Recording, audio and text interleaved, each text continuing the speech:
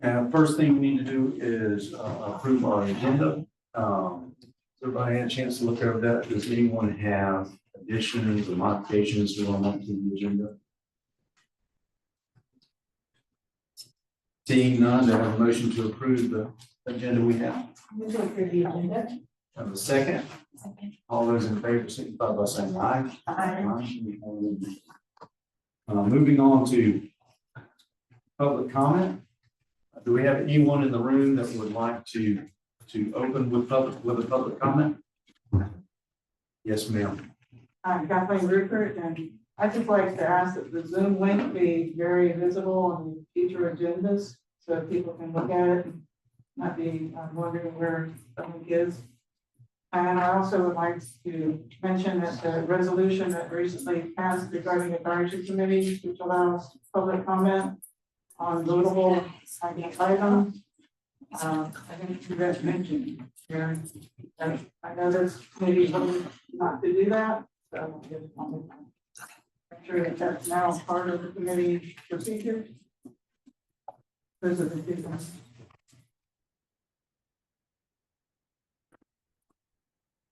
Thank you. Anyone else? Seeing none, we'll move on into old business. Our director announcements. I'll turn it over to Jan Peoples. Hey, good morning, everybody. I would like to take a moment to welcome and introduce our newest member, Jennifer Webb. So welcome. Did you want to take a second and let everybody know a little about you? Sure, quick second. I am founder of an organization. It's new in Alachua County. It's called Shakespeare Animal Fund. We pay emergency veterinary bills for elderly, disabled, low income, anybody who has a suffering pet and can't afford vet treatment. We work with about a third of the vets in Alachua County right now. We will eventually work with all of the vets, and that's who we are. We're 21 years old in Nevada, but we're new in Alachua County and want to be able to serve this county really well. Thank you. And then May Maurer, she's our new admin coordinator. And so May will take over for Sarah moving forward. So today she's kind of in training and Sarah is here, but she's just not here at the moment. All right, as far as a shelter update. So we have heard some good news that the governor and cabinet may allow us to be on their December agenda. And so for those of you who don't know exactly what I'm talking about, we're looking for a new location for a shelter. And the two current options are the property that the county owns is very close to the Levita Brown transfer station. It was going to be our fairgrounds a number of years ago. However, whenever Hurricane Irma came through, dumped a ton of water on the property. It was smaller than we thought it was. So it was not big enough to have a fairgrounds there, but it had a reverter on it. So whenever our fairgrounds was adjacent to the airport, we had moved that reverter, which means if it ceases to be used as a fairgrounds, the property goes to the state. So that reverter was moved to the Levita Brown adjacent property, then was not the ideal site. So we moved the actual fairgrounds itself to Newberry. And for years now, we've been trying to move the reverter to the Newberry site. However, that just has not worked out for 1,000,001 reasons. And so unless we can move the reverter, it's very challenging to have the new shelter on that property because technically it's not a fairgrounds. So the state could take the property away from us. So that's kind of the challenge with that property. Then on UF, that their old swine facility, that state land as well. So it requires a governor and cabinet. So we're kind of in the same boat, leaning on the state no matter which direction we go. So hopefully we do get on their December agenda, which is great news because we thought it was going to be January. So assuming that happens, I will be happy to let everybody know. And then once that decision is made, hopefully we have two options. So that would be the best case scenario, that the governor and cabinet say, yes, you can actually go to either of the properties, or they may say you can only go to one of the two properties, or they may say, no, we don't want you, we're not moving the reverter and we don't want you at UF, in which case we're back at ground zero. So that's kind of the update on that. Does anybody have any questions? If they say yes to both sides, what are the next steps? So then we, staff will go to the county commission and we'll let them know that the governor and cabinet has said yes to both sites, and I imagine we would present pros and cons of either facility. So then it's ultimately up to the county commission to make the decision.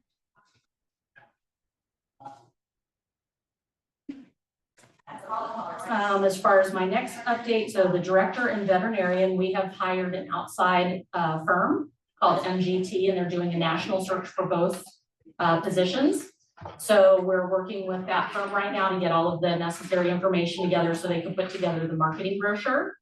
I hope that it gets advertised in the next week or two, and then our goal is to start interviewing the latter part of January, because Christmas holiday, people are just not looking for a job. So we want to try and get a little into the new year where people hopefully are looking for jobs. I did want to ask if anybody in this group wanted to sit on the interview panel. So it could only be one of you, otherwise it would need to be a notice public meeting, and I can't imagine how stressful that would be to our candidates. I'm interested. Yeah. All right. So, right here. You need more than one. So only one, otherwise they have to be noticed public meetings. Yes. Awesome. Did you want to be on both or just one? Unless somebody else wants to be on one, I'd rather be on the director one, Okay. if I have to choose one or the other, Okay. but I'm happy. Anybody want to? Yeah, I really don't really need to be on the veterinarian one. Okay. I'll reach out. I'll reach out. Nominating her, She would be the best. and then I'll help with the director, I'll be on the director. See what happens when you don't come. Yeah. Excellent. Alrighty, as far as our standard operating procedures, so we did hire an outside consultant to take a look at our current SOPs, so standard operating procedures. Once we receive those comments back, which we expect them any day now, I'm hoping to actually share those with this group. So there could be some that are very simple. For example, and I'm making all of this up, that we should make sure that the animals in the kennels are fed and cleaned every single day. I don't feel like that's probably something we need to bring to this group, but there may be something that's maybe a little bit even more controversial, like we have always operated this way and now they're recommending that we operate that way. So getting your expert advice and input on them would be very much appreciated. So if that's okay, I think it might take multiple meetings to get through them, and what we would do is just send them out to you probably in batches and then just chisel away. So is anybody having any concern about those? Can you share who's looking at that? I'm sorry. Can you share who's looking at your SOPs? Her name is Karen Slomber, an outside consultant that we had hired.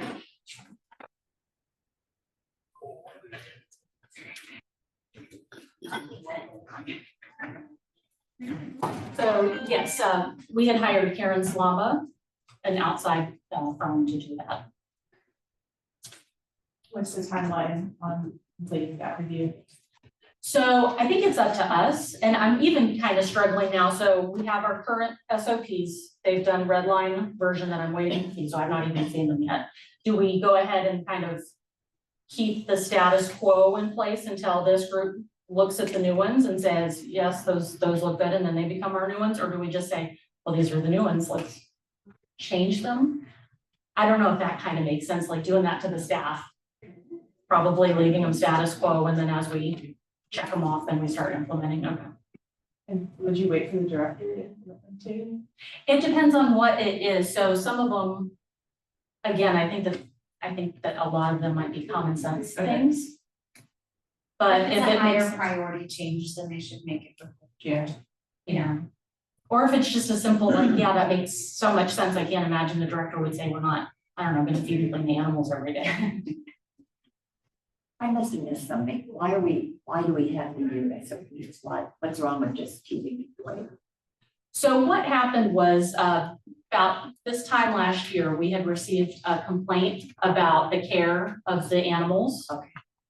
We had a former employee who saw that there was some moldy food in a cat enclosure. We saw that there was some concern over the care of a cat that had come into the facility. It had its exposed femur, so the bone was showing. And so the county commission obviously was very upset about that, and they wanted to make sure that we are doing everything providing the absolute best, care for our animals. Some of those things, I think that it requires like re-education of our staff, it's like whenever you're already cleaning out the kittens, if you see that the food does not look fresh, yeah, it needs to be thrown out and replaced. And, Also, I want to say, things change and it's always good, like I'm with the Humane Society and we are always checking our things and re-changing and re-evaluating and seeing what's working, what's not working. So we don't get stagnant, so we don't let something go. Yeah. Okay. And so it was prompted by that, but it's always just good to do that. Should do a review on Yeah. a regular basis. Does that make us look any better, when we're looking for grants or money, current SOPs, current, I don't know, just I whatever mean, ratings yes, that a make lot of, us look. yes, people do ask for things like that. So it's beneficial, but also it's just good practices. Thanks. And someday if we try to be accredited, that accreditation always goes back to SOPs. That's another conversation. Yes, yeah, we're not pursuing accreditation at this point, but that is something in the back of my mind I'd like to do at some point. All right, well, does anybody have any questions about our SOPs? It's gonna be a ton of work, so consider yourself warned. All righty, and then as far as the enforcement update, so we're still negotiating with the sheriff's office to transfer animal enforcement over to the sheriff's office. It would require a change to the code. So right now, our law, which is codified, says that Alachua County Animal Resources is the animal enforcement agency for the county. So that needs to go before a public hearing to be changed. And then with that, some of the little details, how are the employees going to be transferred over? Do they get to retain their sick and vacation leave balances? So all of those kinds of things. So there's a separate agreement document. We haven't finished ironing out all of the details, but both parties are still wanting to do that. And so we're still working on it. And we're looking right now, a target date is potentially the end of March. That's what That's, I've heard as well. After our last meeting, prior to our last meeting, I hadn't really, my input, I really hadn't had any input in things. I didn't have a lot of answers, and so I wasn't able to speak very much to this potential merger at our last meeting. Since then, I've met with some of our command staff. I'm pretty sure you've met with them more recently than I have, but I was able to get some of the answers. I know there's been some concern about, and number one, I'm here to speak for the advisory committee. I just happen to be an employee of the sheriff's office, and I'm not directly involved in the decision making as far as what takes place. But I know there was a specific concern about training. What kind of training, will the folks have? And I can say this, as long as I've been at the sheriff's office, the sheriff's office is almost boastful or prideful about training and how much training is a real focus on how we do things and how much training annually that we get. So I don't see that being any different towards animal control officers if it happens. So training, I don't think is going to be something that we have to worry about. And obviously, the sheriff's office wants to bring over the current employees, so it would be the same officers that are out responding to calls now.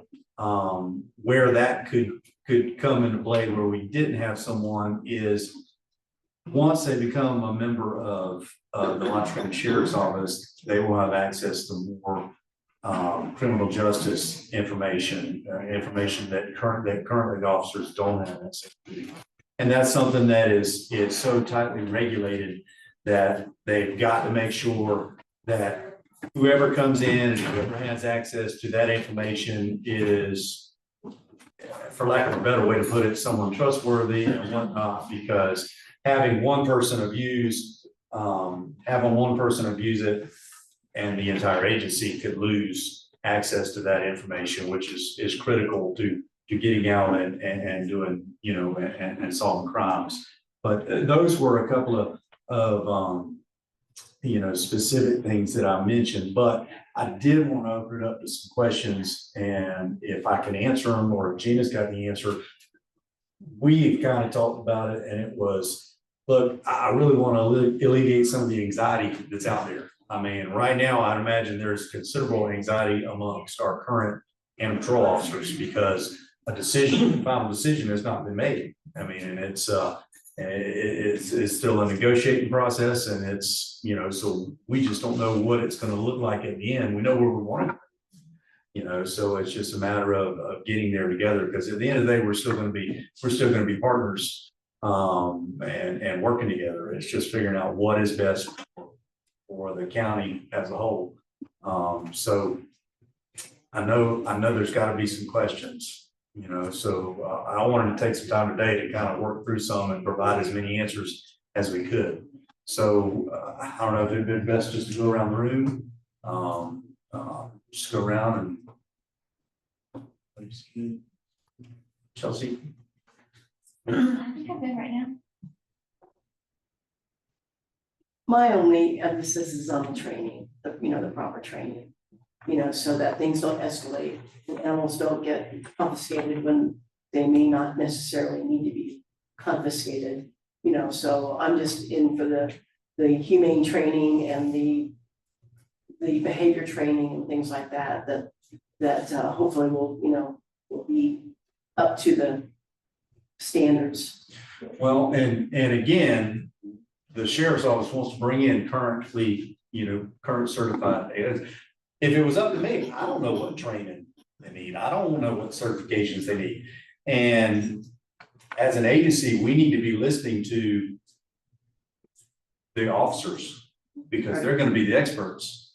Okay. And it's, oh, you need this training? Just explain that to me. Okay, let's go get that training done. So hopefully moving forward, we're not trying to, and I feel like I'm speaking for the agency, but I don't have that authority. But if I was in charge, we don't want to reinvent the wheel. But if we can put some new rubber on the wheel or something and streamline a process, and to be honest, that's something that I hope the sheriff's office will listen to the officers coming in, and we can, I would like for this to be, if this occurs, I'd like for this to be the role model for other agencies. Holy moly. Why weren't we doing it that way before? But we're going to need to listen to the officers and what their needs are, and if we want to do it right.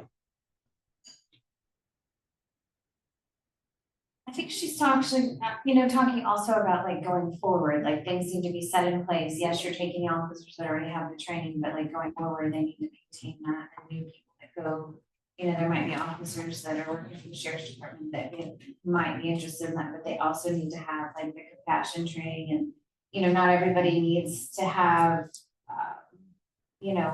it doesn't always have to, and when it's police officers, people in the community are gonna step back a little bit. They already do from the animal service officers. So like they're gonna step back even further. So I think it's gonna be super important to come in with compassion and understanding and like, how can we help you? What can we do? Obviously there's bad things happening in not those situations, but people that just don't have the resources. So I think that's a little bit what she's talking about too. And I can tell you from personal experience, because my job is the large animals. So I'm doing the ACO job with livestock and whatnot. And I can tell you, removing animals is a last resort. I do not want to remove animals. I want to provide resources or point someone, whether it be education or, hey, let's talk to this rescue. That's always, goal one, but we have that ability if, hey, you're not going to do right. This animal's in a bad way. And, let's take action. But my understanding is that the proposal, what the sheriff's office vision is that this will be a new animal bureau, and they plan on putting my position in that bureau. So I work very closely with our current, ACOs, and, I wouldn't say it would improve the communication between us, but we'd all be under the same house and, and whatnot. So, yeah, I don't see that because I know how we do things. I don't see that as being a concern, but, That's great. but I get it. I think that's what, we aren't in there, so And we don't. and I couldn't, like I said, and I couldn't speak to that last time, Yeah. Wanted to make sure that we got it out there, that it is, you can't work with animals and not have a sense of compassion, and it's, and it has to start with the animals, but everybody knows dealing with animals, you're dealing with animals with people problems. And sometimes if you can if you can find a resource to fix the people problem, that takes care of the animal problem. And that's always been my approach. I don't see an animal bureau taking a different direction than that, because you're very passionate about animals if you're working with animals from the beginning. Anyone who applies for that position is passionate about animals. Yeah, I think it wasn't worded that way before. It sounded like, if it's an actual department that, maybe is a little bit more structured for that, for the community and for the animals, then, we can see that. I think there's gonna be pros and cons no matter what way we go. I agree. But I think as the community, that's some of the concerns I wanted to see. What's it gonna look like? I know there was another concern about utilizing the community resources that are out there. Trust me, they're gonna be utilized. You're gonna be getting calls. Hey, this animal, you're gonna get calls. That is not going away. Did that answer the question? I don't really have enough information to ask good questions. From listening to you two, I understand we're looking at, it may be a new animal bureau. It's all about training to have more compassion and more effective. And if an animal has to be removed from the owners, if this is what we're talking about, what about just animals that are picked up on the street that are all that? Is that part of this as well, how they're trained to pick up animals that are loose, or is that something else entirely? So- I don't have much information. Yeah, so basically what's going on, and I'll streamline it. There's a negotiation taking place right now between the sheriff's office and the county for the sheriff's office to absorb the animal control officers. So the companion animals, the dogs and cats and everything else that they address, to where they would be employees of the sheriff's office. So they would be doing the same job. They would be doing the same job. It would just be under the umbrella of the sheriff's office rather than the umbrella of the county. Would they stay in the same location? They would be moved as well. The same location as far as where the current office is. So the shelter. Well, the shelter, I mean, if someone comes in and says, hey, I saw this dog walking along the highway, and they go into the shelter and talk to, or call dispatch where it is now, that would stay the same place. Well, dispatch would come through the sheriff's office combined communication center. Okay. And we receive a lot of those calls as it is, people call in and say, hey, there's this dog running loose, or there's an aggressive dog at my back door. And then we would transfer that to the shelter's dispatch currently for the animal control officer's response. Okay, and what they were talking about, training with more compassion, is that when they're picked up, or I agree, it's often a people problem more than an animal problem, at least. Like a specific example would be a neighbor calls on somebody that's not taking proper care of their animal, an officer goes out, and then, they don't have enough money for food, and there's a hole in the fence. And instead of just saying, you shouldn't have this animal, not that you guys do that, you don't do that. Just saying, Here are some resources. give them some resources. The Humane Society has a food bank 6 days a week.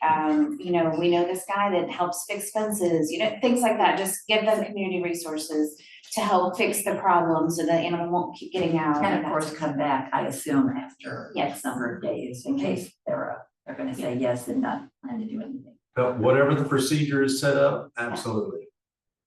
How about dispatch training? Is there any training, or will there be, on because I think all these people are amazing people, but I know when I call dispatch, I sometimes feel like I'm in trouble, you know, that I'll say there's an animal that's, I called this morning, there's an animal that's running loose near my area and it's aggressive.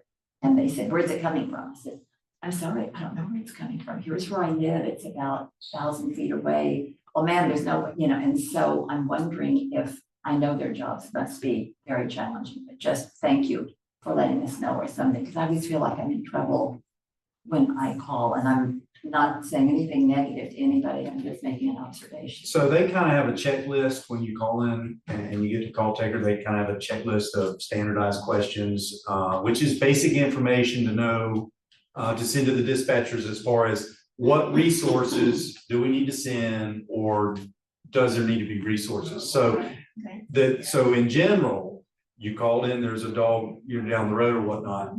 If it was, what happens now is that call taker takes the information and then they they pass that information along to ACAR, and then officers are dispatched as deemed appropriate.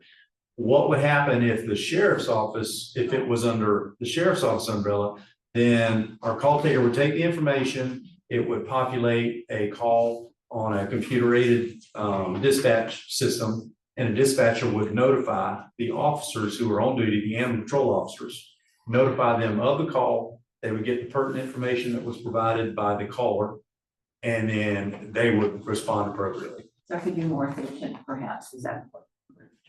Well, so I want to be careful here. And, you know, because I don't want to sound critical. I wouldn't say it would be more efficient but I would say it would just, it's the same thing. It's just transferring it under the sheriff's umbrella. Like I said, I don't know all the ins and outs of how everything works at ACAR. And I don't know how all the ins and outs of how it works at the sheriff's office, you know, so I just want to be careful. I don't want anything I say to sound critical that it's not being done well. It is my point. It's just, I want to kind of affirm that it will be done to the best of everyone's ability. If that's, you know, it's not a diminishment in service, I don't feel like, and it's not necessarily a huge advancement in service. It's just a different. And we're moving we're moving. Why? Did I miss that? Why are we? So the thought process from the county manager's perspective, which is why she brought this to the county commission, is ability for our staff to have improved safety. So for example, the sheriff's office would give them body worn cameras. Also, they would have access to the database that Sheriff Kuhn had mentioned, so that they know they're rolling up to somebody who has an active felony, and that maybe they should, you know, call for backup rather than right now our staff go blind to some of these scenarios, and it scares me. It makes good sense, thank you. Yeah, so their safety is my highest priority. And as far as the training, you mentioned something about the training. Well, I loved your comment on compassionate training. So the sheriff's office, we don't have anybody that's going to be able to teach that training.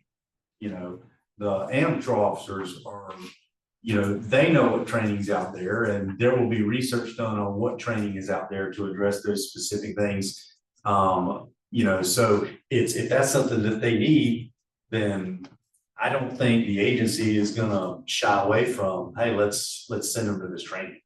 You know, like I said, if you can put in any way, shape, or form that, hey, this is how this will benefit the agency, then generally our chain of command will sign off on it and send you to it. So Thank you. I am very interested to see how the sheriff's department and then current animal services staff work together in terms of population management at the shelter. Because going out and getting or not getting an animal also has a lot to do with what is the capacity of the shelter. And if these are two separate organizations, what kind of communication flow is there? And what access do each have in order to have background information. So if, for example, it's a cat and we want to return it to field, that's, you know, kind of a standard protocol for a cat that's healthy, in good body condition, fix it, put it back. But if there's information that the officer then finds that says, you know, this cat wasn't found outside, this cat was, you know, what is the, you know, where are they logging this information that the staff then has access to that? I know if, you know, I'm kind of in charge of, like, you know, if you've got one person saying, yeah, bring these cats, and someone else is saying, yeah, bring all these cats, what are we getting in trouble by having, oops, we don't have enough kennels, you know, so I don't know how that, you know, I don't know how that works. If there's two separate organizations now, they cannot be two separate when it comes to intake and outcome. Ideally, they would still have access to what we currently use as Pet Point, because even whenever they do have to impound an animal for a very legitimate reason, I can't have my shelter staff roll up tomorrow morning and it's like, Who's this? where, yeah, who is this and where did they come from? And they're trying to, you know, bite my hand off. And so that would be my hope, is that we continue to partner. They would have access to our software. They can print those kennel cards. They can give our staff at least the basic information like we get now. You know, it happens now where we roll up tomorrow morning and it's like, okay, we were not expecting this new guy here in the shelter. But again, the current staff, they know to print the kennel cards, or if they can't for whatever reason, the printer's not working, that they contact us and we know where this animal came from. And I too truly share that concern about capacity and, you know, I mean, what are we doing? And like I said, that's still, they're still negotiating and trying to work things out. I mean, my goal dealing with, it's easier for me with larger animals. You know, a dog or cat could be at any of these houses. It's a little easier for me to figure out the horse came from here. Number one goal is to get the animal back where it belongs. So or not, or, you know, you need information, and then you need to be able to know if the shelter has capacity, or if, you know, they're like, it's 5 o'clock and I've got a, you know, tiny animal that needs a foster. You know, are we calling the shelter? Are we calling someone up there to say, I have something that's coming in that cannot be left alone? You know what I mean? That kind of thing. what I feel comfortable in saying is that what I 100% don't see happening is that we just leave an animal. Yeah. You know, that we're just like, you know, sorry, we can't, you know, the end's full, can't do anything with you. You know, so there will have to be, you know, we're gonna have to figure out a solution.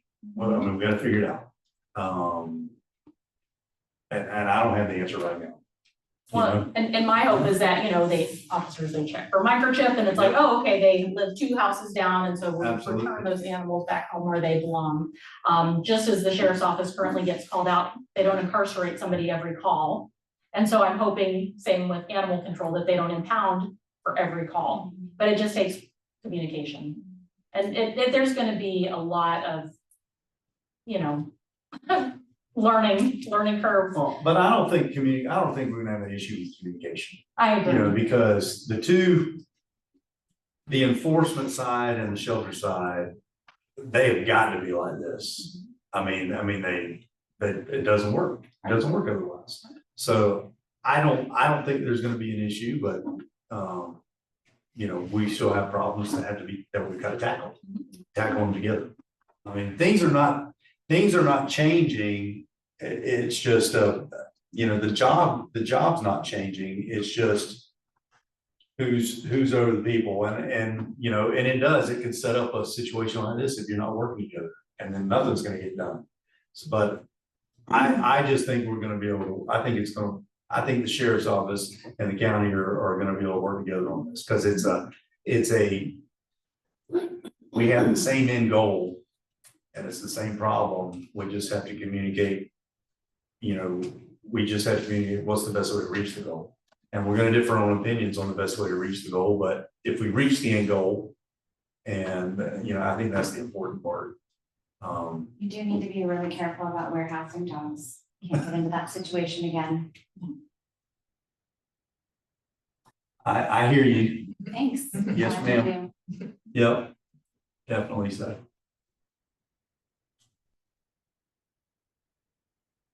Any questions? My only concern from the beginning is, in the same way that as a society, we realize that law enforcement should not be the first response to mental health crises. I had the same feelings about this, and I don't think they should appear as animal control, not appear as employees of sheriff's department. In their dress and their trucks, like everything should stay the same. So even the majority of them, the super majority of members of the public and Flash County will not notice this change. So if it's a standard operating procedure, same, with enhanced safety for the control officers, of course, and the same appearance, it should be very similar in the way that public reacts to animal control officers. So if that change does happen, I try to see that. And so will animal control officers begin to carry a weapon? No. No, Okay. they will not be sworn officers. So they will not, and by weapon, I assume you mean firearm. Yes. Just throw it out there. Yeah. No, they are not certified law enforcement officers. They cannot carry weapons. Now, speaking to the uniform choice, I would want them to be clearly identifiable. That, hey, this is who they are. This is a person of authority. A lot of our, and I hate to say this, but perception. I think that when a law enforcement officer shows up on a scene, they are shown a little bit more respect than some of our animal control officers in their current uniforms.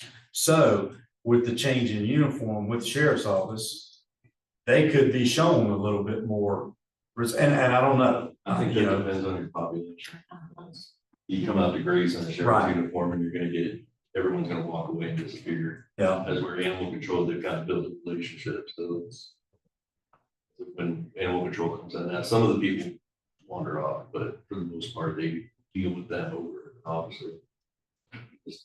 Obviously, at the end of the day, that decision will be left up to our administration. Hopefully they listen to the animal control officers that, can come over. And all too, all this discussion would be theoretical if it doesn't happen. We just want to do the best we can, moving forward and have things in place if it does. But I mean, yeah, there's obviously two sides. There's obviously both sides to that. But it's I think it's safer for someone to be fully identifiable. This is who I am. This is my authority.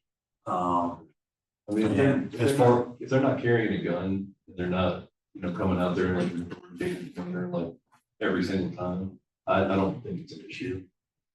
I think wearing that uniform could be a good thing. Well, and that's one of the things with the body cameras. Yeah. The body camera is used when we interact with the public. So if we have someone who is not communicating well with the public, who constantly is confrontational, then that's something that they could be trained, and we could go back to the whole the compassion, training. It's like, look, you need to address the way you're communicating. A lot of times we talk ourselves into a physical altercation, because we listen, we're there to do this and that and the other.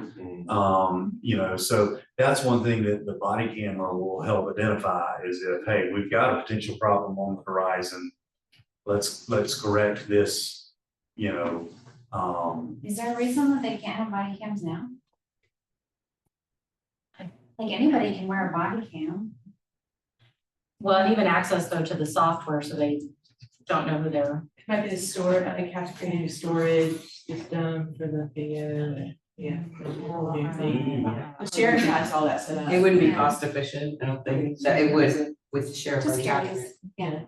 That's fair. I mean, you could just have to get the whole system in place. Well, I mean, if they just have access to the or they have access to the database and cameras, and I assume they would be carrying weapons as well. The animal control officers, not a weapon like a firearm. If I may, by Florida state law, so long as they are not sworn, like they are not actually deputies, Florida state law prevents animal control officers from carrying a firearm of any kind.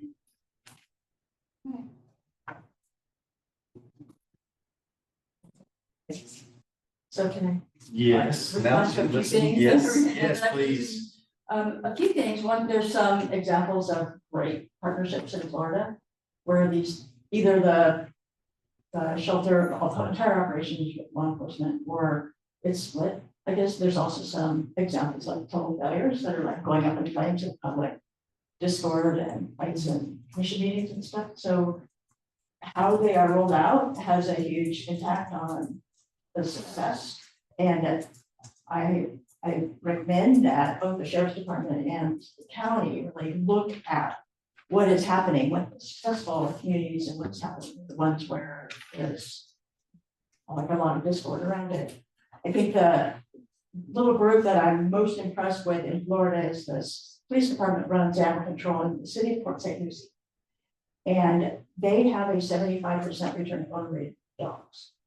And half of those occur in the field. And so part of it is what is the expectation of the employer with how those officers are incentivized and rewarded. So in the past, before they got to the success rate, their officers were rewarded for response time, number of calls handled. And so what that meant was they were incentivized to scoop and run and take animals into the shelter.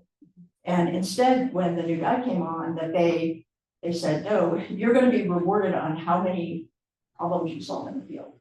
And there actually became like a checklist. You have to knock on 3 doors. You have to sit in your car and write your report before transporting the animal so that people walking by can see you with the dog. Walk around and say, hey, do you know whose dog this is? Carry a fence patch kit, which I know our officers used to have, and they still have that. So that's an example of, like, I've never heard of a return to owner rate of 75% for dogs. That's just amazing nationally, and yet this little city in Florida does that because they've completely formatted what they expect of their program. And they have like lifetime licensing for $10 if your pet is neutered and microchipped. They're really incentivizing the good behavior, making it easier to do good behavior than bad behavior. And their statistics bear it out. The other thing I've seen where there's friction between or just lack of communication is what is expected of the officers when they bring an animal into the shelter. And it depends on union rules and things. Currently, like we're going to start with a great batch, really no, but eventually that's going to get replaced and there'll be new people. And so will they come in and need to vaccinate on intake, even if the animal is not wanting to be vaccinated? All of those things have happened for a good start, not putting it off till the next day when the shelter's not coming. That's too late for that protection from infectious disease. And then also, separating, especially if they are like not always in the same place, they won't have that same interpersonal relationship that they do now. An example I can think of is with our annual adoption that our vet students do. Like it is all hands on deck. Officers are there, the shelter staff is there, they're working together, they're single mission oriented, and I can see that maybe not continuing necessarily if they work for somebody else and it's not their job to attend adoption events. So just other ways that I think there can start to be divergence of mission and outcomes that we would want. It is definitely easier to pick up an animal in the field and drop it off at the shelter than to do all of the other interventions. So I don't know what all agencies, but I know that the sheriff's office did reach out to other agencies to figure out how they were doing things. So they're not, our agency didn't try to just invent it. This is what we think it should look like. They did get information from other agencies. If this were to take place, then this animal bureau would have to write its own policy this is what we do, this is what we do first when we respond to this type of call. This is what, and most of that information is going to be coming from our current officers. Like, again, they'll be the experts coming in, hey, this is how we do things. And if there's places where it can be tweaked, it'll be tweaked, but it will evolve over time. But the initial phase of it would be, hey, this is how we do things now. Some of the officers may have an idea, hey, we could, it might be better if we did this. Well, let's make that change and let's try it. So it's going to be we're not going to have all the answers on day one. It's just we want to serve the community the best way that we can. That should be our focus. Yeah, I think we all agree with that. It's just, it'll be the sheriff's department ultimately that decides on policy and what their goals are. I don't know if it's possible to say, to set some standards like our goals are not to retreat on certain statistics we've achieved in this community and monitor that. And it seems like, oh, we're getting more shelter crowding or euthanasia's going up or whatever. It's a red flag right away to meet up and say, hey, we need to rethink this and either come back together again on a unified mission or say, maybe we're not compatible. That you guys just have crime to fight, you're doing that and turning stuff over, and then we have this other, there's enforcement services and they can conflict with each other. And that brings up to the idea of uniform and a kind of a police presence. Nationally, the National Animal Control Association has really looked at like safety for officers, their success in collaborating with the community is much better when it does not look like a cop is there on your front door because your dog is barking. The mirrored sunglasses, the military style uniform, all in the animal control world, all exacerbate the problems and lead to more conflict. And those are definitely barriers that we are aware of. And that is something that if this merger were to take place, those are barriers we're gonna have to fight. Again, it won't be, it will be up to the sheriff to decide, if this were to happen. This is what I want my people to look like. They represent me. This is what I want. This is what I want them to look like. And like I said, hopefully some conversations take place and there's, because if we do a little give and take, I think we can find a happy middle ground that, we're all looking for. So, yeah. It's an interesting question. Do we know what the counterparts of the state who do it, what the uniform is like? I come from Pinellas County where the sheriff did child welfare removal. So I have some experience with working with the sheriff and it worked really well. And they wore a polo with the star on it and khakis. And so, but they did get a lot more, I feel like, respect without it being, I can tell you that there's people who, when I worked there 20 years ago, still work there. So it's not the same, but it's a very similar. I think that's just it's clearly a uniform.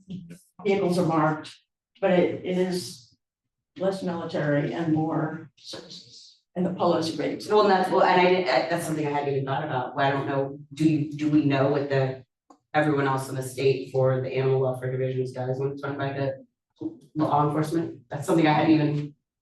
Everything, the whole spectrum.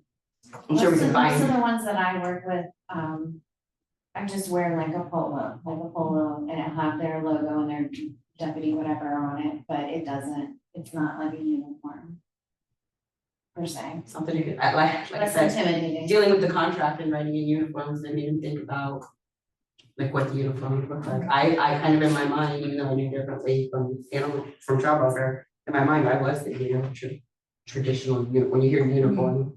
And obviously sheriff's decision, just, it was a good point. No, it's always a challenge breaking down that when law enforcement in general goes into a situation where, hey, you guys only come when bad things happen. Yeah. If I could wear a firefighter uniform and where I went, that would make things a lot easier sometimes, you know, because he doesn't like a fireman.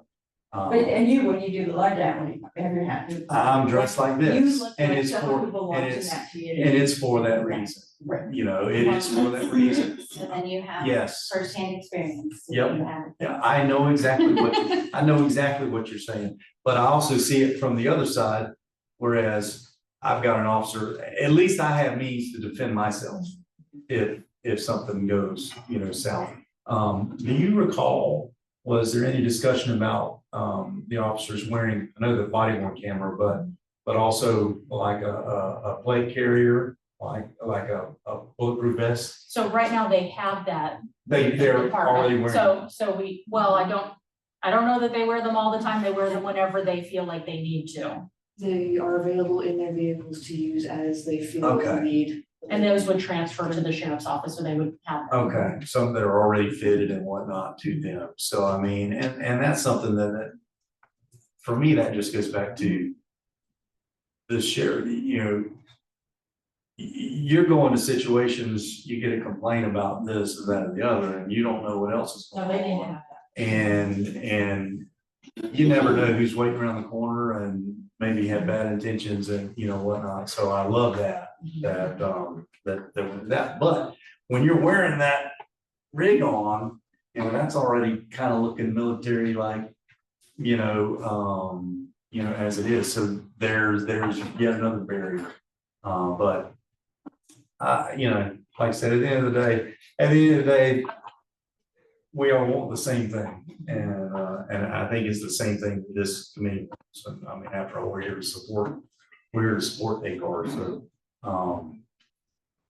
and any other questions? I feel like I'm just flat. No, you cleared up a lot of things, I appreciate it. I wish I could have cleared them up the last meeting, but That's- yeah. If the sheriff's office took over, would the amount of officers increase? Because right now, they're always. the number in the proposal, as I understand it, is 13 13. was the goal. At the time, that was what current staffing was. So we currently have 11, so 3 investigators, 8 officers, plus then the supervisor. So that's 12. Okay. So we're on. Yeah, so the sheriff's office does not want to downsize by any means, you know, as far as what current staffing is allotted for. And it could come down the road that it's like, hey, we need to add a few more positions, and the sheriff would ask the county for They would funding have for that those kind of, positions. they would have the ability to do that if it was necessary. They would have the ability to ask the county for funding to increase the number of positions. I mean, unless they negotiate it out, that I don't see that, them not being able to do that in the future. Cause that's how your whole budget process works, obviously, and I'm not, you know, intimately familiar with that, but hey, you know, we need 2 more officers here, or we need, you know, for this and that and the other, and then, you know, they'll write it up, submit, and if the budget's approved, then you can hire 2 more people. If the funds are approved. One last thing, you mentioned investigations. I see maybe a benefit in the investigations in the district attorney, because the sheriff's office may work more closely already with the district attorney, so there might be a better relationship in investigation side of things. So I disagree there, and because if I'm not an attorney, you know, but if I were an attorney and wanted a successful prosecution, then I would want the expert in the room testifying for me.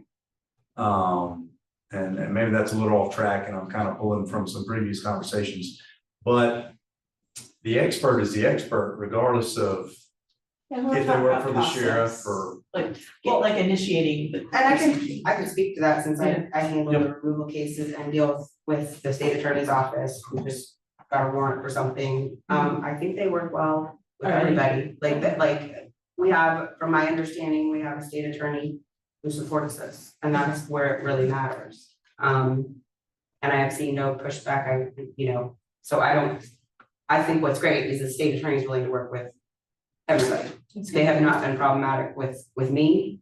I don't believe they've probably been problematic with the sheriff or the city, so I think as long, that's the real key. So it may help in that the sheriffs are more used to dealing with the state attorney. Yeah. But it seems like they're pretty used to dealing with animal control right now too. It's like I get looped into stuff and they've already, like I just got one that was a removal and they were like, we got a warrant. I was like, oh, I helped with a different warrant, but they sent it to me, obviously.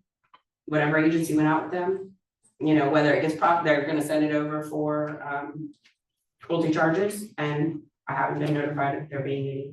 So I think that will probably, I don't know that it'll be better, but it's already good. So, you know, that's my understanding. The only critique I've ever heard is that we prefer reports from law enforcement. And I think the reports are more detailed, they're hitting the marks, more used to it, but that's an easy thing. And I would rather the expert write the report who knows what they're talking about instead of it coming from a secondhand source. And if that's if the report writing is issued, well, let's do some report writing classes. But you know, I don't see it being, I don't see it being a problem now, and I don't see it being a problem. You know, I don't think there's an advantage one way or another, because I agree with you on the reports, having dealt with child welfare and these reports, which are fine. Law enforcement reports, especially state attorneys, are more used to reading them, but I feel like a lot of people could benefit from whatever training law enforcement gets, because it's very fact-based, succinct. it comes from being questioned on every little detail. Well, right, and like I said, I'm talking about child welfare, read a lot of those, and I was like, oh, could you guys go to whatever training law enforcement goes to? Do they have like a day that's about, you know, I don't know how long they spend, but I think everybody benefits from the reports. That I can see that, especially the state attorney likes that because they're just so used to those, but even I'm not as used to those, and I still prefer them. So that is one thing I would say is I think that will be better. Look, I still have anxiety about this because there's still a lot of unknown, there's still a lot of negotiating. You know, so, you know, I just hope we were able to alleviate and answer what we could to alleviate some of the anxiety with the information that we do have.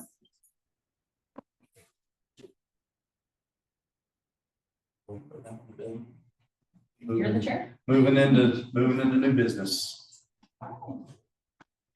So first up is a complaint process discussion. So back in August, Mr. Rupert actually just mentioned the new format where we have public comment twice on the agenda, as well as if there's any substantial motions that requires public comment. So, you know, make the motion, second, anybody from the public wish to comment on whatever the motion is. During that conversation, the commission had suggested a complaint type form. So if somebody had something that they thought should maybe come to this group, that they could submit it in writing in advance. It would ask for maybe photos or whatever information they thought would be relevant, and then staff would get that and we could decide, okay, well, you know, that's really management because maybe it's a complaint about staff professionalism, or, you know, cleanliness of the shelter, maybe that would come to this group because that leads to animal welfare. You know, if the shelter's dirty and gross, our animals are not in the best condition. But the board at that meeting, they wanted it to be more generic, so not specific just for AWAC. They wanted it for all advisory boarding committees. So whenever the manager and I had rechecked the motion, we saw that it was more generic. So she is currently reviewing the draft. So there was actually a draft included in your original packet, but whenever she and I discovered, oh, it's supposed to be for all advisory boards and committees, you know, maybe somebody has a concern about historic commission or art council or something along those lines. So it would go to the appropriate advisory board rather than it just being specific for AWAC. So I hope to have something back to you by your next meeting. So what would be an appropriate complaint that this board would use? Because we're not going to hear complaints about what should be the duty of animal control officers or management. So what would be an appropriate complaint that we would review? So probably something animal welfare related. A lot of that I don't think is appropriate for this committee. It's more for animal control and management. Yeah, it probably depends whenever the thing comes across. I guess, and the thought too is that you would see all of them regardless, and I could just say, for example, it was a personal complaint that management dealt with it and it's been handled. But at least you would still know that we received the complaint. Some of it, and I'm gonna pick on you, it might be Humane Society related. And it's like, so we forwarded it to our partners at the Humane Society because it wasn't our shelter. People do get really confused. So just letting you know, we received the complaint, it's been shared with the appropriate partner agency.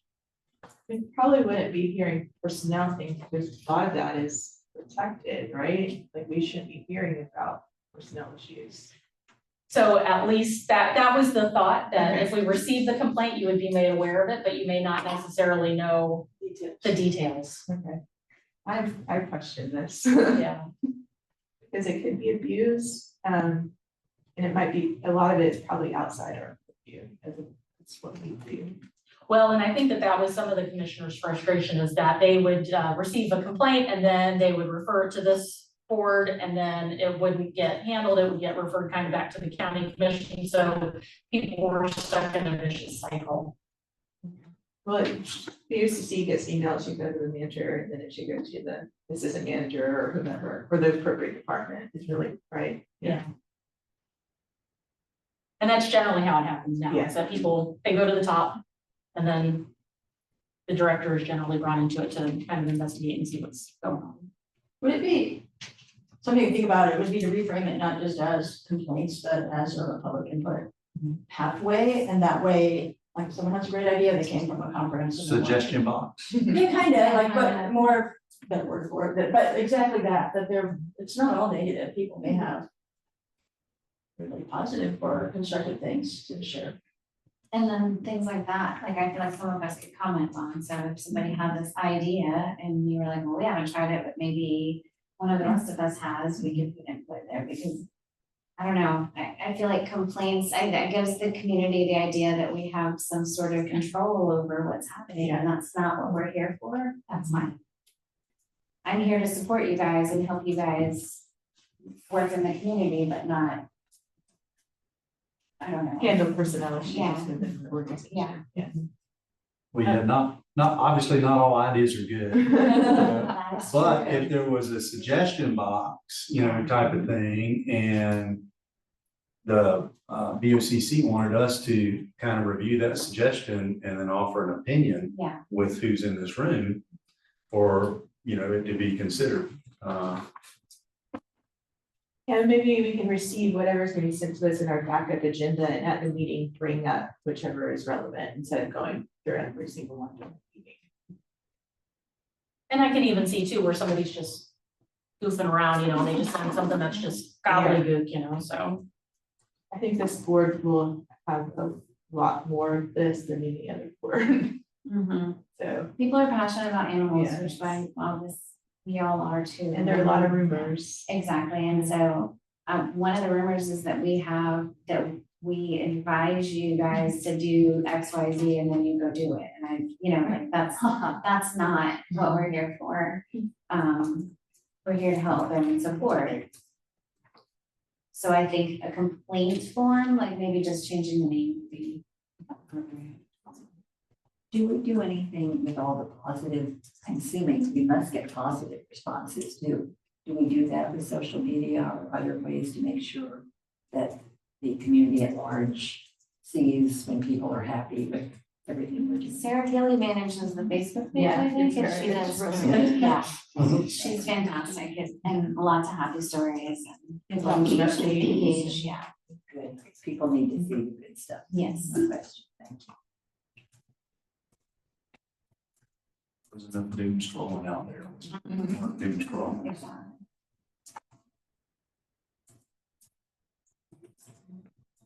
I think Pencil is you. Okay, so Pencil, we talked about the meeting before, or even before that. It is a software that integrates with Pencil and other softwares, that provide post-adopter support, and also surveys that go out at a regular cadence, like, I don't know, 1 week, 1 month, and 6 months or something, and those surveys come back to the shelter automatically. And what's especially important is if somebody is starting to have some friction or a problem with the pet, that, and they do the 1 week survey, say, and they're having trouble with house training. But one is the software will just like automatically drop them some house training advice, but then also the shelter can set up so they're pinged when that happens. So that way there's a chance to intervene before it's like at the counter being returned. The shelter already has a relatively low return rate, so I don't think we'd be expecting a huge reduction in that, but we could have much smoother introductions of new pets to their families. And I'm generally software phobic, skeptical. These new things come out, these apps all the time with big promises and they never pan out. This one, I actually joined their advisory board because it is so well integrated with what shelters need and with what they deliver. And one of the biggest innovations they've been able to make is they have been able to get shelter software to talk to veterinary software.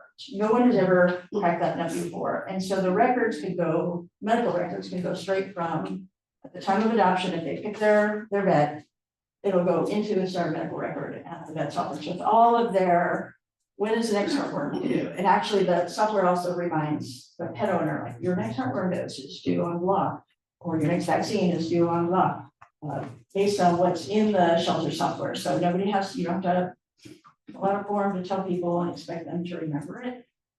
It's really excellent. They've been by to visit the shelter a year ago or 9 months ago or so. The guy actually went to Santa Fe, was part of the zoo program there, and so he likes games, so he likes coming by it. But I just wanted to sort of bring that up again. You know, it's nice to think that we're like incrementally bringing in new innovations and just improving things a little bit, like the shelter statistics staff that came up in this meeting, and now shelter animals count data is displayed in real time on the shelter website, which is really nice and transparent for people to see, and you can even go in and like filter on the statistics and look at just the cats or whatever. But this would be the next one that I think that we should see about making progress on integrating that. It's pretty low lift for the shelter. It's actually, well, I don't want to go into the details because I don't get it right anyway when I do that, but it's like not an app that you have to download on your phone. It's browser based, and it's getting really good reviews, and Miami-Dade's putting it in there, so their bureaucracy can add new software. It should be a piece of cake for electric counties. I like the idea of electronic vet records, because I lose papers all the It's time. huge. Yeah. And the thing that vets hate is they go with a stack of papers that is just like a dump of disorganized information, and you know, they're expected to sit there in the exam room and like, where was the last vaccine? Like, I don't see it. What kind of heartworm were they on? I don't see it. Because it's just not designed that way. And this is the major accomplishment that they've had, because it's shelter software and vet software is so different. Can they work on something that talks to shelter and vets? So like for us, we have Clinic HQ and shelter. We need one that just does that. Nobody has that yet. Yeah, I'm They need to sorry. work on that. Yeah, everybody wants that. Maybe think of something else. Oh, and just a heads up that Pet Point and Chameleon are owned by the same company. And Chameleon is what the shelter used to use. It's archaic, but loved by animal control because it's really good on the enforcement side. Pet Point has always been a little weaker on that, but it's getting better. That company now has been sold to a private equity company in Germany.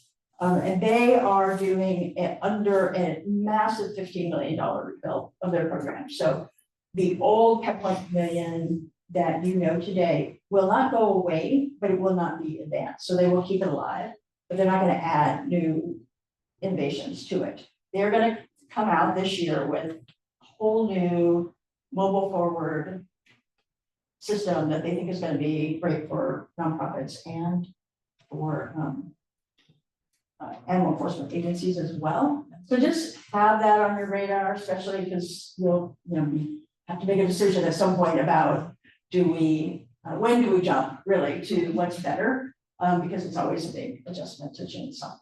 They really do promise that it'll be better, and like the foster system should be quite good. Do you use Shelter? Have you used their foster? Yeah. So all these companies are really rolling out very strong foster modules that do a lot of take the place of a lot of the manual process. So running a foster, like you can have your set of fosters and you can give them attributes like this is a bottle baby raiser and this person likes behavior dogs or whatever. So when one of those comes in, you could just say, okay, who has those attributes is available right now, and you can message out just to those people. Or automate all of the coming back for vaccines and things like that. So both of the systems are leaning into that, which will be beautiful. It's a robust posture for them. You know, when the rollout of the consolidated. They say this year, this year would be 2026, I guess. The website has quite a bit of information. They're also like encouraging people to check in with them to see what the process is. They're also inviting beta testers to give it a try, which sounds horrible to me. If anybody really likes IT and wants to play around with animal shelter software, that they're inviting folks to do that.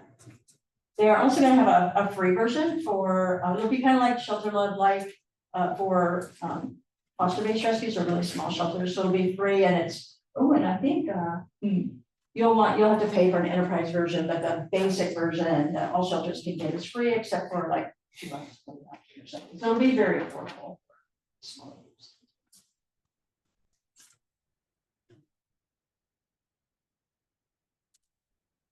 More discussion on that? So we'll move into our second public comment section. Does anyone have anything that they would like to say after the conversation? Yes, ma'am. If you would please stand up, state your name, and you have three uninterrupted.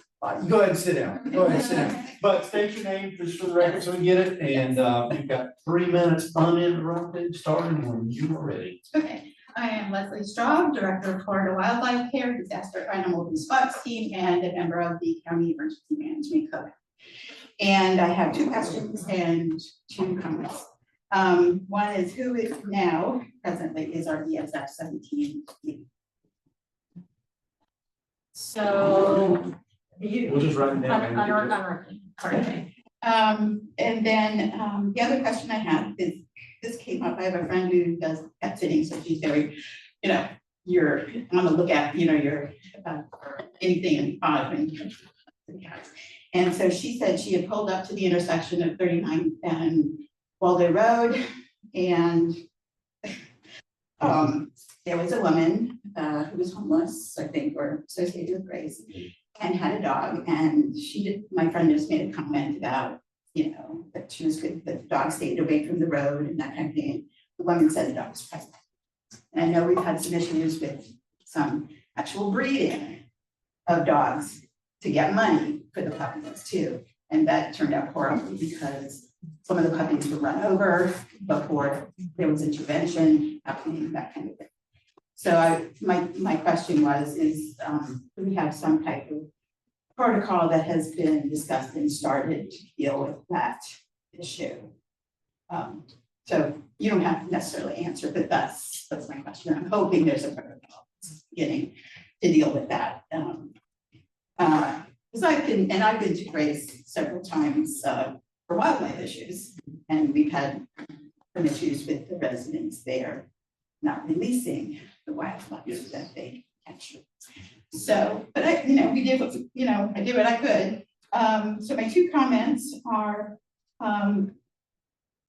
one, there was an incident about a week, it was the holiday, I think.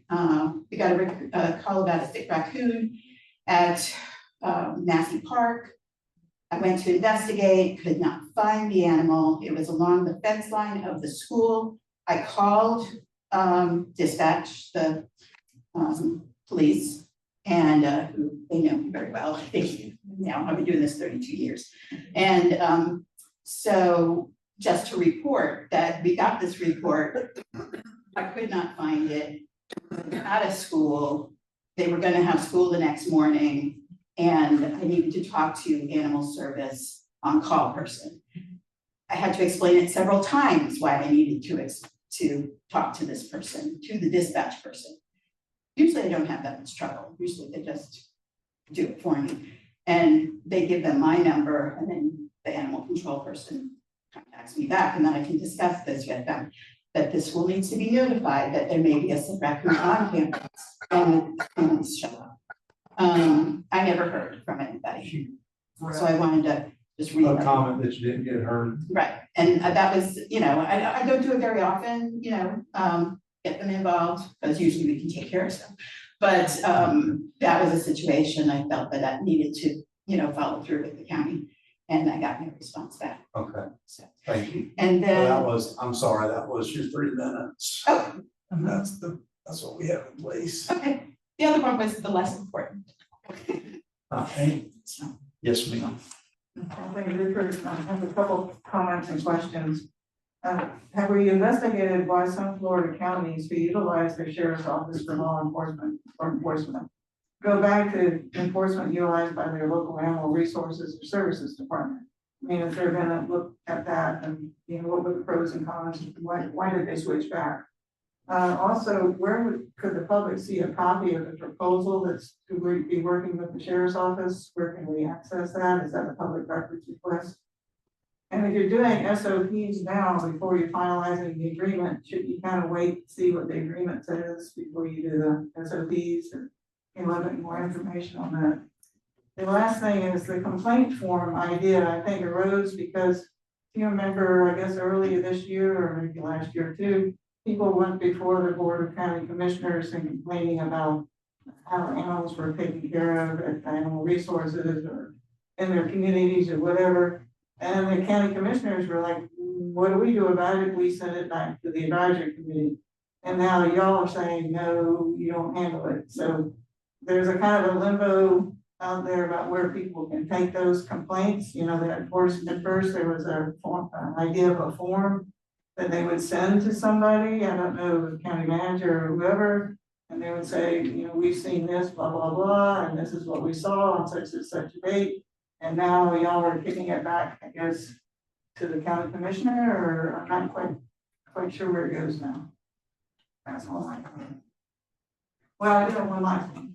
Are we still working, for the county, working with UF to look at that site and redoing their contract with them? Because the contract that they initially had a lot of loopholes that would put the county at a very disadvantage.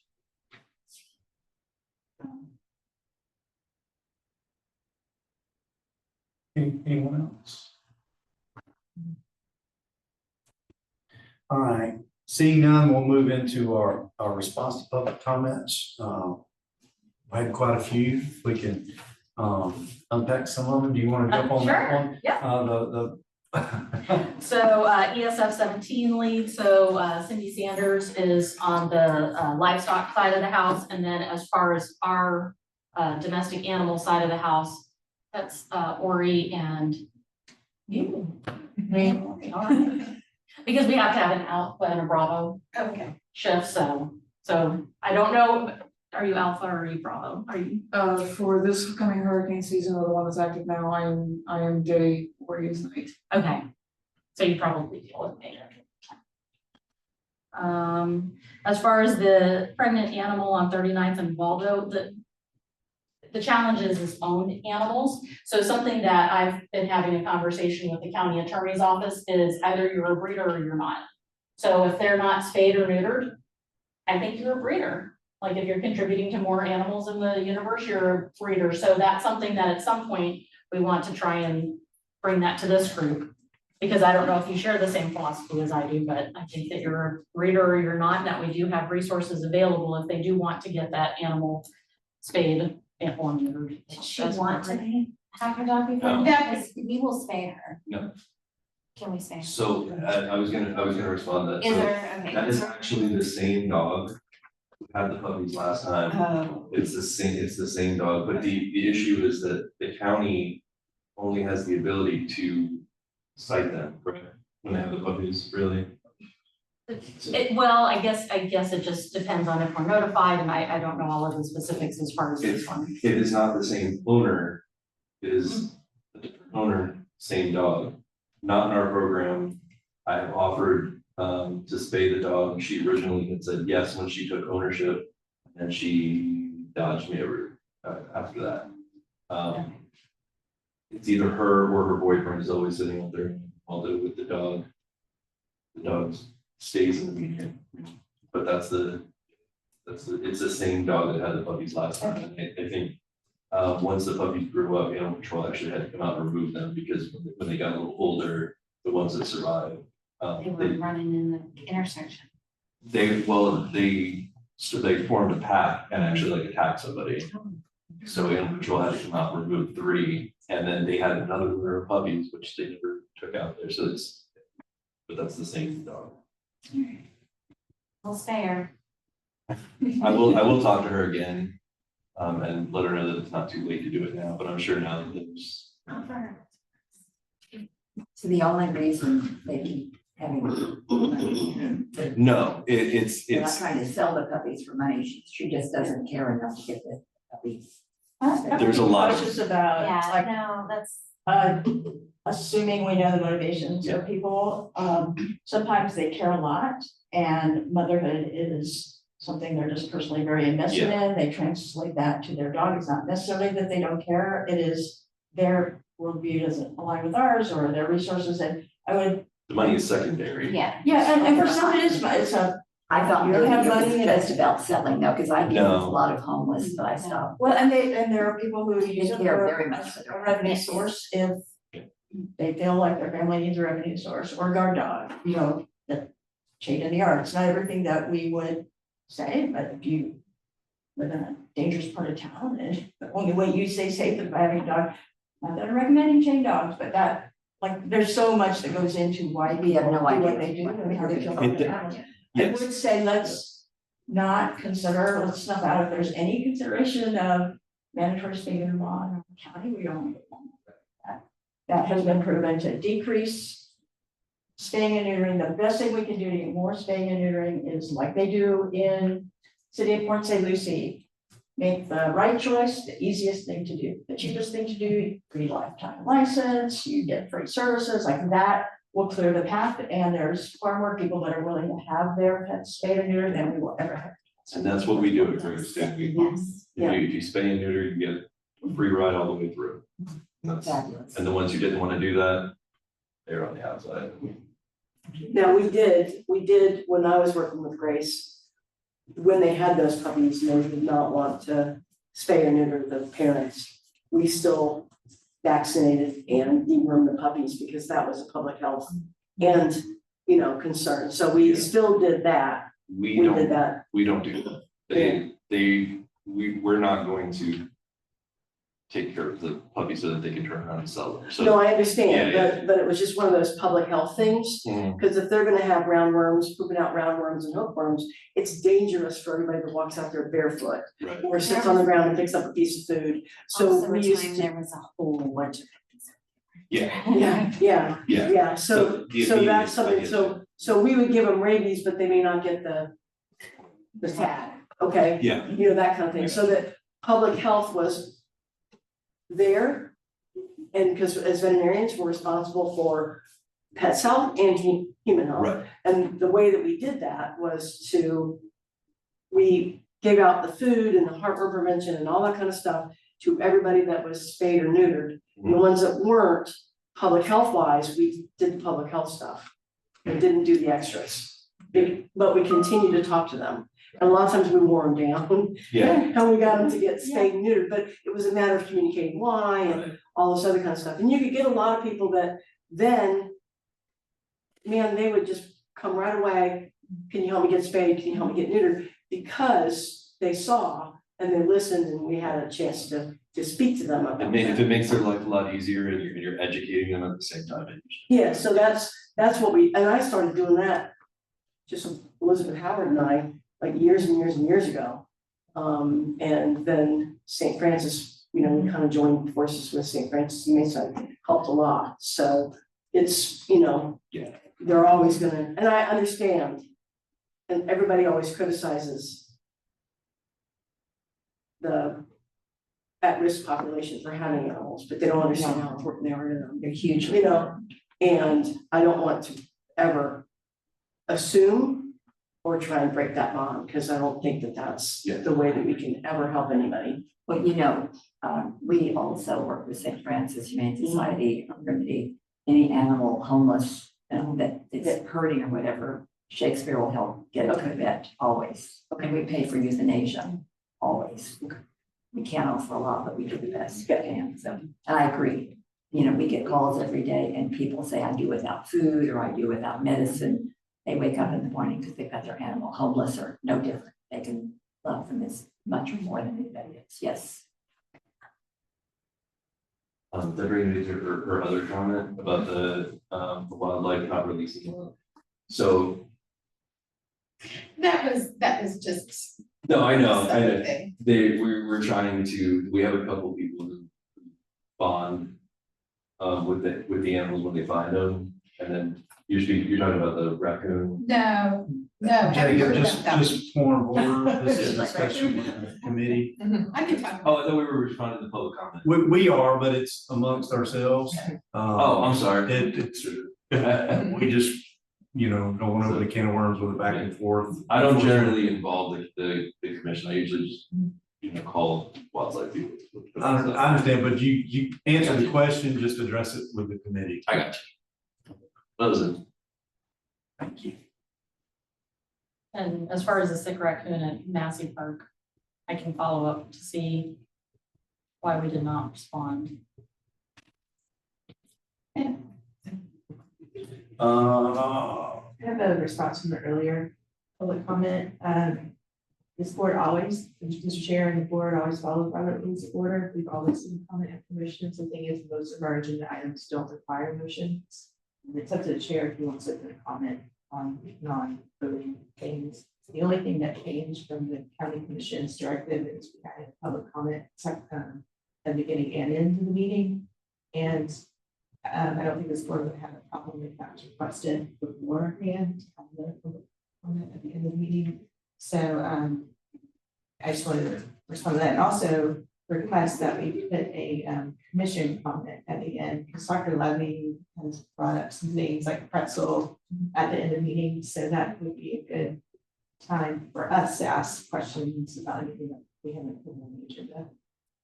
And it mirrors the county commission as well. for us to have ask questions for the county commission? No, just for the committee comment. So like if, for example, pretzel, I think at the last meeting or meeting before was brought up and it wasn't on the agenda, but it was an idea that, you know, it was had.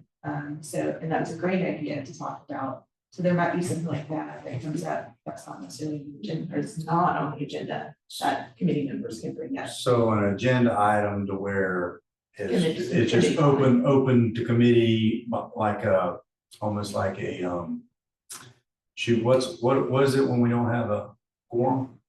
A workshop. A workshop? Yeah, it can just be, can we talk about pretzel at our next meeting, you know, or, you know, something very similar, you know, not anything complex or opening up new things, you know. Yeah, if something might come up during the meeting that triggers an idea that we can bring up at the end. Is that something we need to take a motion on? Feel like? So, No, just add a little spot in there. Is there, what do you think about a process where a call goes out to the committee for agenda items? And that would be a way that committee members can get something onto the agenda. This time I sent it, I know to Sarah to add this, but in all my billion departmental meetings I have at the vet school, it's always like, oh, we have our monthly hospital meeting, it's got agenda items, and then it all gets put on there. Or can you say you might have an event coming up in a couple weeks that they want to let us know about, and Chelsea could say it then, you know, just small things that, yeah.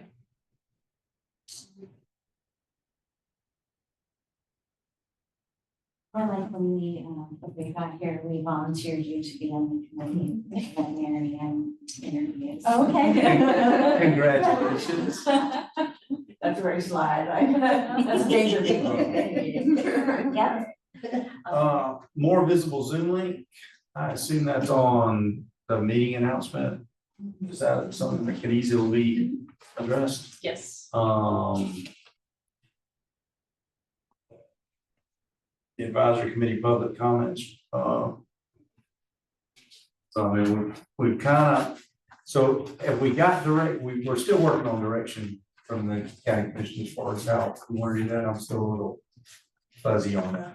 I'm sorry, on what? We're still working on on how to do the public comments. It's something been put out to all of the all of the advisory committees? Yes, so all of the liaisons received an email, you know, these are the updated advisory board and committee guidelines.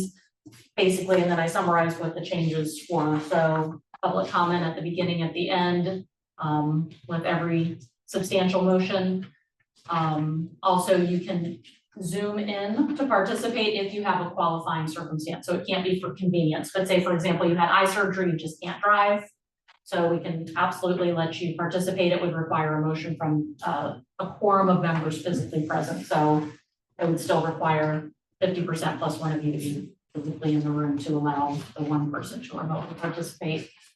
And it seems like there was at least one other thing, but I'm having a brain freeze at the moment. I can't remember what it was. Thank you for clearing that up for me. Or what. In the public, anybody from the public zoom in? As far as agencies, I think this question was agencies that had, where law enforcement has absorbed that control and then given it back. I don't have any information on that as to why agencies have done that. You know, I wish we could have had an answer to that, but I certainly don't know.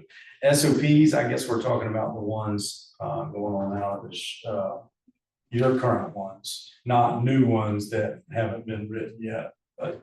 So as far as the SOPs, the outside consultant, they looked at our shelter protocols as far as cleaning, because then that really goes back to medical. So, you know, if again, the shelter is dirty, then that's not good for the animals who are recovering from surgery and that type of thing. So it was really our medical SOPs and some of our kennel SOPs.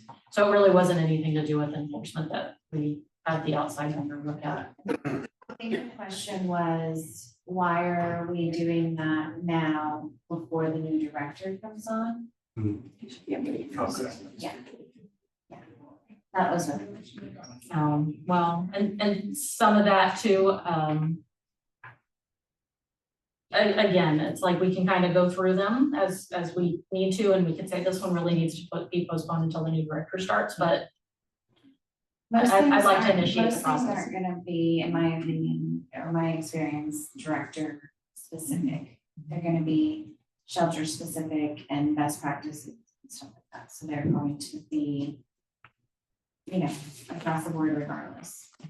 And there's really no reason, well, not that I'm aware of, that when a new director comes in, that if, hey, we need to change this again. Yeah, exactly. We need, you know, so you know, Kind of a work in progress, so it's gotta stay. to stay on top of it. Yep.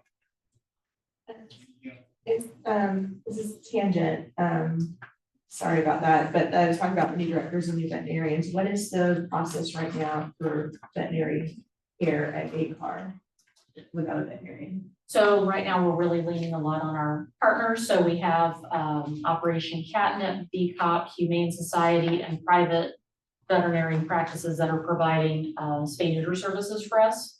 We have 3 relief vets that come in.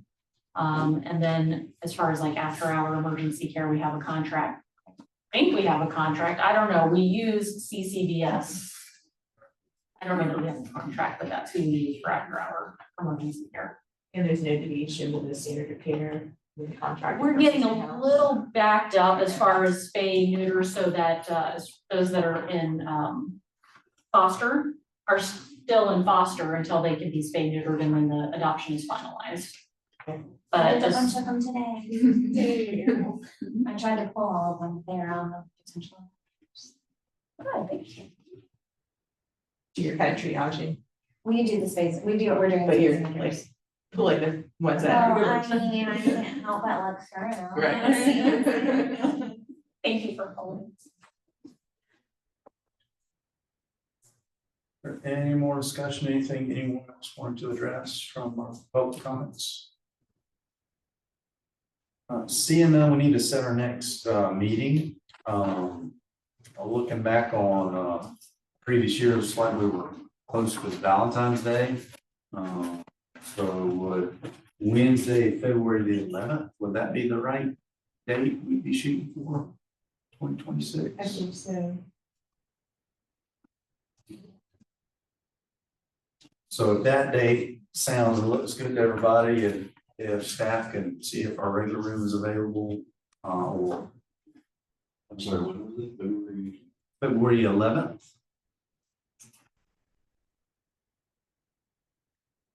Same time. Yes, ma'am.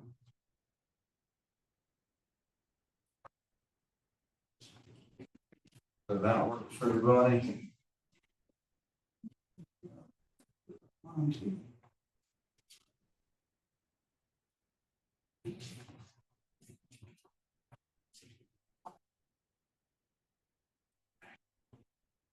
So we're good there, and as long as it's available, then that will be it. Anything else we want to talk about before there's a final motion?